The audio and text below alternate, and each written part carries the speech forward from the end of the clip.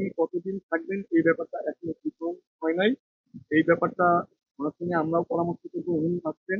তো আমরা আমাদের আজকে আমরা বসছিলাম গতকালকের মতোই আমরা সহ বিভিন্ন ডিসিপ্লিনের সিনিয়র যারা টিচার ছিলেন প্লাস্টিক সার্জারি এবং অন্যান্য ডিসিপ্লিন আপনার পেশেন্টের জন্য মাল্টি ডিসিপ্লিনারি অ্যাপ্রোচ লাগে, সেই মাল্টি ডিসিপ্লিনারি বোর্ড গতকাল ছিলেন, আজকেও ছিলেন, তারা সহ আমরা বসছিলাম আজকে। এবং আমাদের সঙ্গে সিঙ্গাপুরের একজন কনসালটেন্ট ছিলেন। আমরা সবাই মিলে অ্যানিমাস ডিসিশন নিয়ে আমরা পেশেন্টগুলোকে আজকে আবার নতুন করে ক্যাটাগরাইজ করেছি।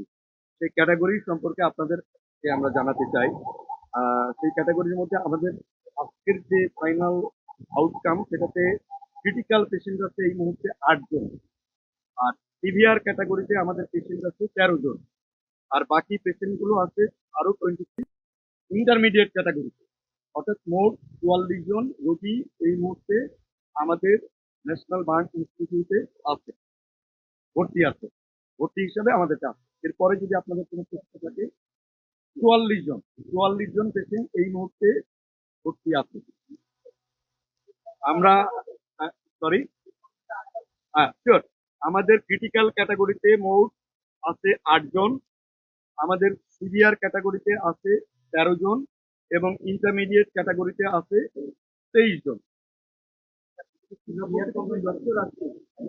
আরো দুটো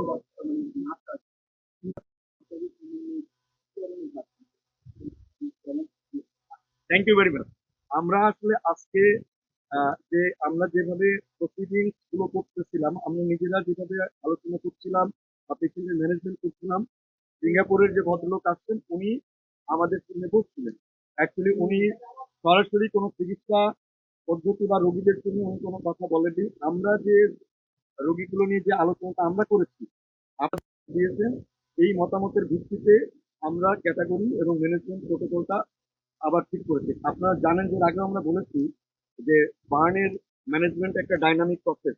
এই ডাইনামিক প্রসেসের অর্থাৎ 25 ঘন্টায় ঘন্টায় কিন্তু এইটা, আজকে যে ডিসিশন হলো যে আমরা প্রতি 12 ঘন্টা অন্তর অন্তর এইগুলো নিয়ে আবার সিনিয়ররা সবাই বসবো, কিন্তু এই যে ডিসিশন গুলো আমরা দিব, সেই ডিসিশন অনুযায়ী প্রতি ঘন্টায় ঘন্টায় আমাদের টিমগুলো তার ম্যানেজমেন্ট দিতে হবে।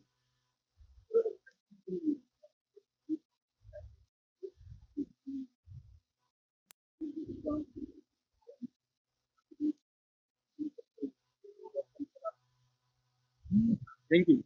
অ্যাকচুয়ালি বার্নের কিছুটা ডেফিনেটলি কিছু আমরা যেটা বলে থাকি এক্সট্রিম অফ এজ যারা শিশু এবং বৃদ্ধ যারা থাকে, তাদের ডেফিনেটলি তারা ভাঙা দেবে। ওই পয়েন্টগুলো আমাদের আগের মতো আমাদের তো এর আগেও কিছু ডেফিনেটলি রেগুলার আমি চিকিৎসা করে থাকি। ওই পয়েন্টগুলো মনে রেখেই তাদের জন্য যেটা প্রযোজ্য সেইভাবে আমরা ম্যানেজমেন্ট করতে পারি। আসলে ভালনারেবলিটি শুধু শিশু বা বয়স্কদের জন্য না, অন্যান্য যে পয়েন্টগুলো অর্থাৎ বার্নের পার্সেন্টেজ কেমন, বার্ন স্টিফনেস কেমন থাকে, ইনহেলেশন ইঞ্জুরি কেমন, এইগুলোর উপরে বেস করে আমরা বার্নের এই সিভিয়ারিটিটা আসলে নির্ধারণ করি। ধন্যবাদ। প্রথম কথা হচ্ছে যে প্রোটোকল সেম, এই কথাটা আমরা বলেছি। ওনারা আমরা প্রত্যেকটি পেশেন্টকে, আমরা আজকে সারাদিনে প্রত্যেকটি পেশেন্ট সময়টা নিয়েছি আমরা এই জন্য ইন্ডিভিজুয়ালি প্রত্যেকটা পেশেন্টের তথ্য আমরা নিয়ে আলোচনা করেছি, ইন্ডিভিজুয়ালি এভরি পেশেন্ট নিয়ে আলোচনা করেছি। আমরা আমাদের মতামত, ওনার মতামতের ভিত্তিতে প্রত্যেকটি পেশেন্টের জন্য আলাদা আলাদা আমাদের চিকিৎসা, অর্থাৎ কিরকম ড্রেসিং হবে, কারোর অপারেশন প্রয়োজন হবে কিনা, ওষুধের কোনো চেঞ্জ হবে কিনা, এইগুলো আমরা ক্যাটাগরাইজ করেছি, 1 নম্বর। আর 2 নম্বর হচ্ছে যে উনি কতদিন থাকবেন এই ব্যাপারটা এখনো কনফার্ম হয় নাই। এই ব্যাপারটা ওনার সঙ্গে আমরাও পরামর্শ করবো, উনি আসছেন। উনি যতদিন আমাদের সঙ্গে থাকতে চাইবেন বা মনে করবেন, সেই বিষয়টা আমরা পরবর্তীতে আপনাদের জানাবো। আমাদের সঙ্গে ইনফ্যাক্ট এইটা নিয়ে এখনো কথা হয়নি। এইটা আসলে আমাদের মন্ত্রণালয় পরবর্তী নয়, এবং আমাদের স্বাস্থ্য মন্ত্রণালয় বিদ্যুৎ কর্তৃপক্ষ এই বিষয়টা জানেন। আমি এই বিষয়ে আপনাদের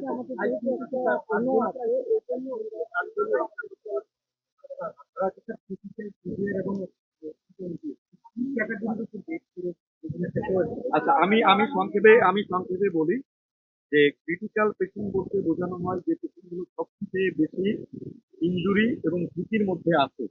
এই পেশেন্টগুলোর ক্ষেত্রে আমরা সবসময় বলে থাকি যে এই পেশেন্টগুলোর প্রেডিক্ট করা ভেরি ডিফিকাল্ট। তাদের ভালনারেবিলিটি অনেক বেশি। এই পেশেন্ট গুলোকে ক্যাটাগরাইজ করি আমরা এই জন্য যে যাতে করে তাদের জন্য আমরা স্পেশাল ম্যানেজমেন্ট দিতে পারি। একদমই মানে এই পেশেন্ট গুলোর পরিবর্তনটা ঘন্টায় ঘন্টা হয়। এখন যে অবস্থায় আছে, 1 ঘন্টা পরে হয়তো পরিবর্তনটা আরো খারাপের দিকে যেতে পারে, হয়তো স্ট্যাটিক থাকতে পারে, অথবা একটু ইমপ্রুভমেন্ট হতে পারে।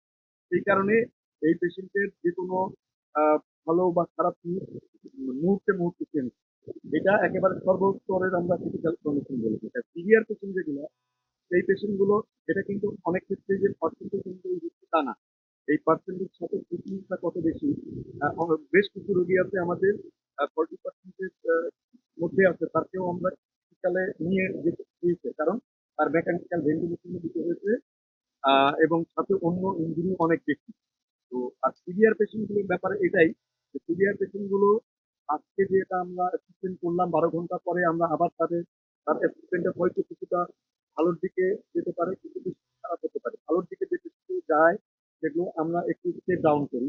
যে পেশেন্ট গুলো একটু খারাপের দিকে যায় তাদেরকে আবার আমরা অ্যাগ্রেসিভ ট্রিটমেন্টের দিকে যাই।